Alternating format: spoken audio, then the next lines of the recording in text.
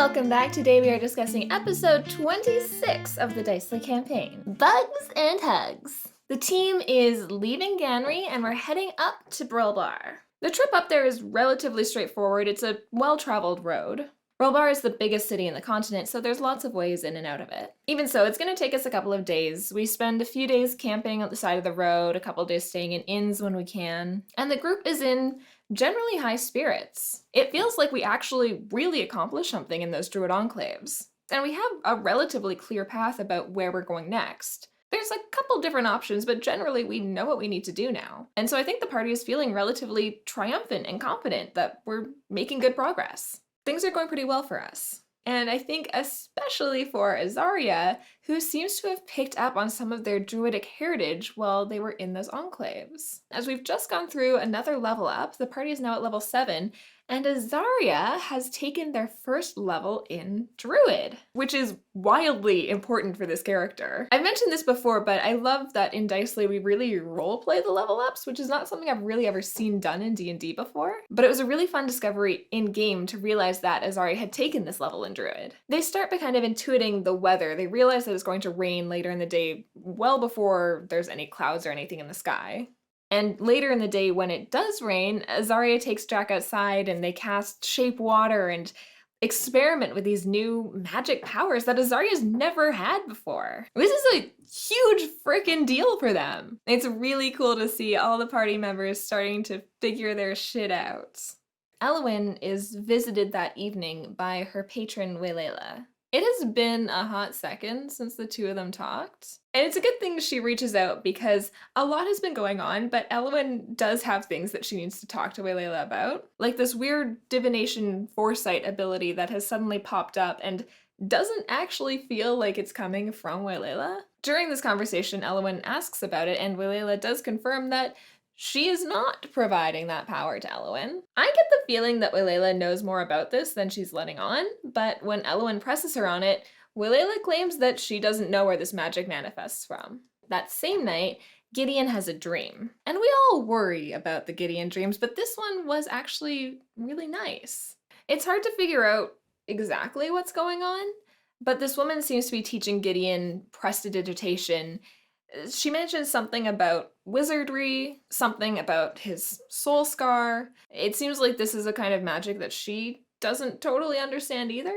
When Gideon wakes up and thinks about it a little bit more, he realizes that that woman looked like a younger version of Patience, the bounty hunter that we ran into a couple episodes ago in Valenbridge.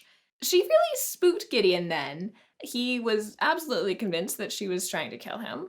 But that raises all sorts of new questions because she called him by name in Valenbridge before he introduced himself, so she knows who he is, but she didn't make any sort of reference to the fact that they had worked together, trained together before. And so was her memory also affected by the event that wiped Gideon's memory? And if so, why does she still know his name?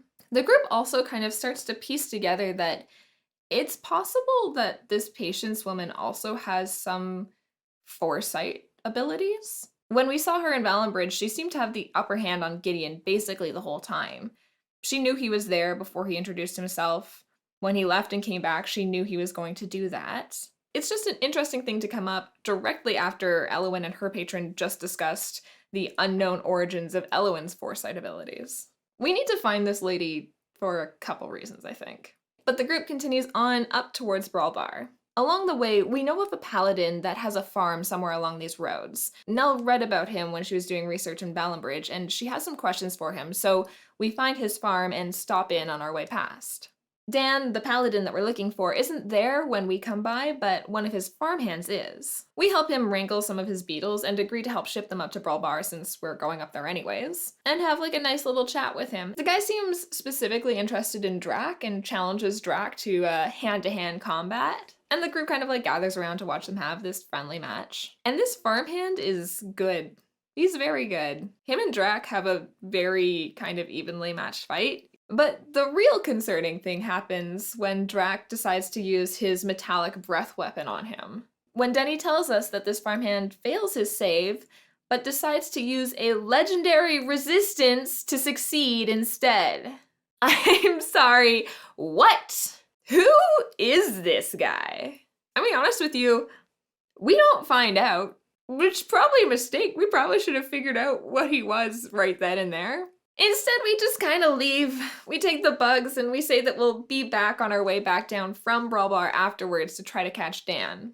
What do you think the chances are that this guy has murdered Dan the Paladin and is just posing as a farmhand? Because actually, you know what? He wasn't very good with those bugs. I'm cracking this case wide open. Anyways, it's fine. We continue on, we set up camp for the night, and we take watch. And what do you know? Right after we ran into this suspicious farmhand boy, we get ambushed in the night. Some little guy runs up and goes, "Oh, please help me with my farm," and Drax sees right through that bullshit. And it barely matters because swarms of these guys start coming out from the cornfields around us. And this is certainly a problem, but the bigger problem is that we look over to the side and see a familiar face crawling her way out of the corn as well. Sarze is here, and that's a bad, bad thing. If you remember back to the bid in Bridge, Sarze is the lady who killed Azaria.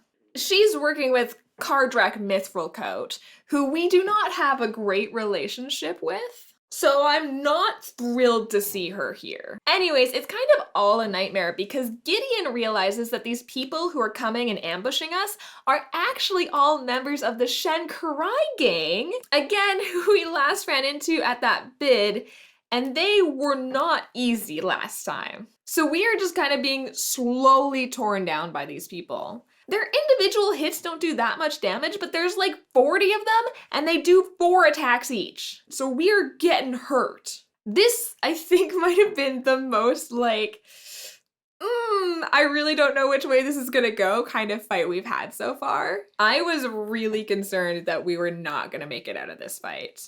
I think Abe really came in clutch here. He basically just tackled Sarze and held her pinned down the whole battle. The other person who really did well in this fight, though, was Azaria. Azaria had the coolest frickin' moment.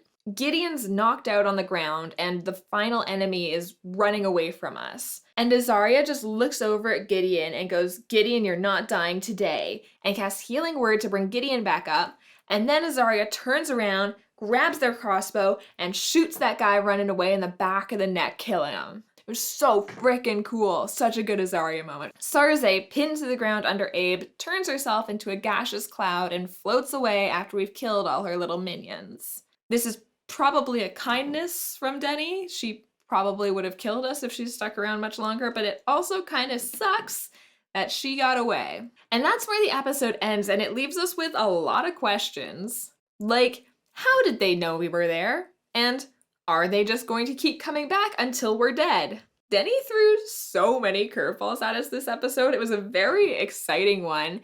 And I guess I hope we're gonna find the answers to some of this stuff when we get to Brawl Bar next week. I hope we're safe there. I don't feel particularly safe kind of at all anymore, actually. But you can find out with us just how safe we're gonna be next Sunday, May 1st at 6 p.m. Eastern Time at twitch.tv/DicelyDND when we go live with episode 27 of this beautiful campaign. We're actually also right around our 1-year anniversary mark, so come join us and celebrate with us next week. But that is all for this time, my friends. I hope you are staying happy, staying kind, and as always, remembering to play dicely.